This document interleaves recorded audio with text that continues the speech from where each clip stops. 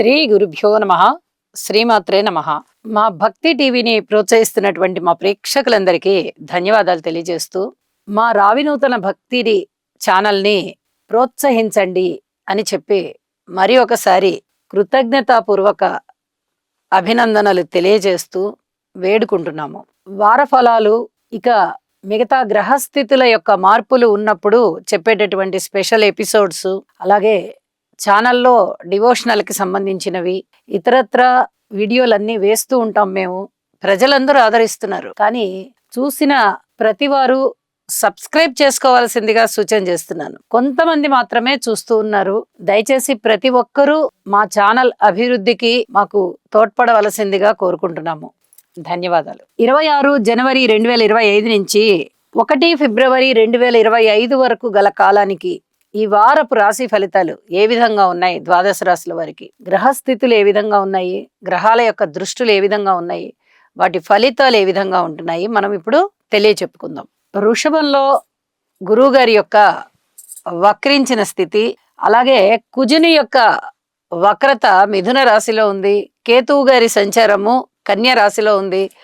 చంద్రుని యొక్క స్థితి తన యొక్క నీచ రాశి అయినటువంటి వృశ్చిక రాశిలో ఉన్నది. ఇక రవి బుధుల యొక్క స్థితి మకర రాశిలో ఉంది. శని శుక్రులు ఇద్దరు కలిసి కుంభరాశిలో సంచరిస్తూ ఉన్నారు.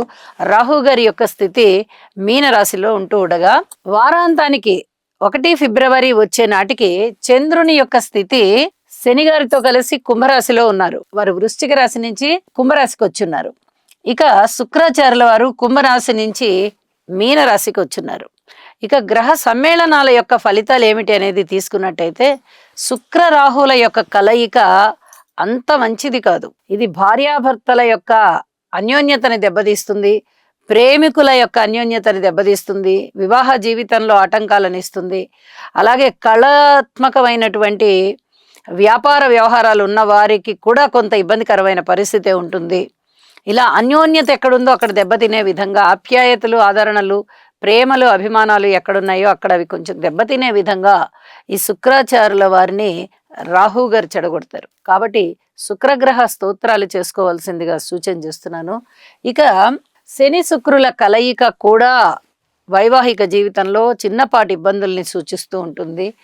రవి బుధుల యొక్క కలయిక ఎక్కడైనా కూడా బాగానే ఉంటుంది. వారిద్దరూ తరచుగా కలుసుకుంటూ ఉంటారు. ఒకళ్ళు ముందు ఒకళ్ళు వెనక ఉంటారు. భూమికి దగ్గరగా ఉండేటటువంటి గ్రహాలు కాబట్టి ఈ 2 గ్రహాలు తరచుగా ఒకే రాశిలో కలుసుకోవడం కానీ, లేదా 10 డిగ్రీల వ్యవధానంతో పక్కపక్క రాశుల్లో ఉండడం కానీ కూడా జరుగుతూ ఉంటుంది. అయితే ఇక్కడ మకర రాశిలో ఉంటూ ఉన్న కారణం చేత, వీరి పైన గురువు గారి యొక్క దృష్టి కూడా ఉంటూ ఉన్న కారణం చేత అద్భుతమైనటువంటి ఫలితాలు ఉంటాయి. ముఖ్యంగా లాంగ్వేజెస్కి సంబంధించి, అడ్మినిస్ట్రేషన్కి సంబంధించి చాలా చాలా మంచి ఫలితాలు ఉండబోతూ ఉన్నాయి. ఇక నీచ చంద్రుని యొక్క స్థితి మీద గురువు గారి యొక్క దృష్టి కూడా అనుకూలమైనటువంటి దృష్టే పడుతుంది. ఆయన నీచతో సంబంధం లేని విధంగా ఇక్కడ చంద్రుని యొక్క బలాన్ని పెంచుతున్నారు. అంటే మనస్సుకారకుడు చంద్రుడు కాబట్టి ఆ మనోబలం దెబ్బతినకుండా కాస్త శుభకరమైన పరిణామాలని ఇస్తూ ఉంటారు. అలాగే కేతువు గారి మీద పంచమ దృష్టి విశేషం చేత ఆధ్యాత్మిక చింతనని బాగా పెంచడము, ప్రజలలో ఎక్కువ దైవభక్తి ఉండేటట్టుగా చేయడము చేస్తారు. గురువు గారి యొక్క ప్రధానమైనటువంటి లక్షణాలు ఈ రకంగా ఉంటూ ఉండగా, శని గారి యొక్క దశమ దృష్టి చంద్రుని మీద పడుతూ ఉంది. మానసిక ఒత్తిడిని విపరీతంగా పెంచుతుంది. ఇది తగ్గించుకోవడం కోసం యోగా చేయాలి అని చెప్పి సూచన చేస్తూ ఉన్నాను. అలాగే వారాంతంలోకి వెళ్ళేటప్పటికీ శని చంద్రుల కలయిక కానీ వీటి గురించి చెప్పుకోవాలి. మానసిక ఒత్తిడి ఎక్కువగా ఉండడానికే శని చంద్రుల యొక్క కలయికని మనం చెప్పుకుంటూ ఉంటాము. అలాగే సర్పదోషానికి కూడా చెప్తాము. అయితే ఈ గోచారంలో సర్పదోషాలు ఏర్పడి ఉన్నప్పుడు, జన్మజాతకంలో కూడా అలాంటి పరిస్థితులే ఉన్నట్లయితే కుజ రాహు స్తోత్రాలు, శని చంద్ర స్తోత్రాలు పఠించవలసిందిగా సూచన చేస్తూ ఉన్నాను. ఇక రాసుల్లోకి వెళ్దాము. మీనరాశి. మీనరాశి వారికి ఈ వారం రోజుల కాలాన్ని పరిశీలన చేస్తే 3 గ్రహాల యొక్క అనుకూలత బాగుంది అని చెప్పి తెలియజెప్పడం జరుగుతుంది. లాభస్థానంలో రవి బుధులు బాగున్నారు. వ్యయస్థానంలో శుక్రాచార్యుల వారు బాగున్నారు. మరి విలువైనటువంటి ఆభరణాలని కొనుగోలు చేస్తారు, భద్రపరుస్తారు. ధన సంబంధమైన వ్యవహారాలన్నీ కూడా వీరికి సర్దుబాటు అవుతాయి. చాలా ఊహించని విధంగా ధనం వచ్చేస్తుంది.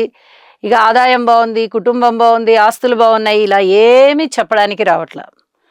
ధన సంబంధమైనటువంటి అడ్జస్ట్మెంట్లు ఏం చేసుకుంటున్నారో, ఎట్లా ఎట్లా సర్దుబాటు చేసుకుంటున్నారో అలాంటివి బాగుంటాయి. ఇంతో అంతో ఆదాయం ఉంటుంది. కానీ చెప్పుకోదగ్గ స్థాయిలో ఆదాయం ఉంది, చాలా అత్యద్భుతంగా ఉంది అని చెప్పడానికి రావట్లా. 4 పెద్ద గ్రహాల యొక్క అననుకూలత వీరిని కాస్త ఇబ్బందికి గురి చేస్తోందనే చెప్పాలి. మానసిక ఒత్తిడి పెరుగుతోంది. కుటుంబంలో ఐకమత్యం తగ్గిపోయింది. సంతానరీత్యా కూడా అంత బాగలేదు. ఓర్పు కలిగి ఉండాలి, ఓర్పు కలిగి ఉండాలి అని చెప్పుకునేదానికి ఇన్నాళ్ళు ఓర్పు కలిగే ఉన్నారు వీరు. అయితే సంతానాధిపతి ఇప్పుడు కూడా మళ్ళీ నీచలో ఉన్న కారణం చేత ఇంకా పూర్తిగా సంతానం పట్ల వీరు చూపించేటటువంటి ఓర్పు విషయంలో మార్పు ఉండదు. ఇది చెప్పదగినటువంటి సూచన. అలాగే మాతృవర్గ రీత్యా కూడా ఓర్పు కలిగి ఉండాలి. వాహనాల పట్ల కూడా ఓర్పు కలిగి ఉండాలి. సెల్ఫ్ డ్రైవింగ్ చేసేవాళ్ళు ముఖ్యంగా చాలా జాగ్రత్తగా ఉండాలి. ఇది మరీ మరీ చెప్పదగినటువంటి అంశంగా తెలియజేస్తున్నాను. అలాగే ఏదైనా మంచి పేరు రావడం సంగతి దేవుడు ఎరుగు. అపవాదులు పడేటటువంటి అవకాశం ఉంది. ఎవరు అపవాదు వేస్తారండి అంటే సొంత వాళ్ళ వల్లనే అపవాదులు వస్తాయి. ఎప్పుడు 24 గంటలు ఎవరైతే వీళ్ళని కాపు కాసుకొని ఉంటారో వాళ్ళే ఒక అపవాదు వేస్తారు. ఆ అపవాదు నుంచి బయటపడాలి అంటే చాలా టైం పడుతుంది. గ్రహాల అనుకూలత లేదు కదా. వీరు ఏదైనా కృషి చేస్తే ఈ అపవాదుని తొలగించుకోవాలి, లేదా మనం ఈ పని ప్రారంభించాము దీనిలో ముందరికి వెళ్ళాలి, కుటుంబంలో ఐకమత్యం లేదు, వీళ్ళందరినీ ఒక తాటి మీదకి తేవాలి, సంతానం పట్ల మరింత శ్రద్ధ చూపించుకోవాలి, వాళ్ళందరినీ ఒక సక్రమమైన మార్గంలో పెట్టుకోవాలి, ఇలా అనేక రకాల బాధ్యతలు ఉబ్బడి ముబ్బడిగా ఉన్నప్పుడు వీళ్ళు అపవాదుని తిప్పి కొట్టగలిగేంత సామర్థ్యం ఉందా అంటే లేదు అనే చెప్పాలి.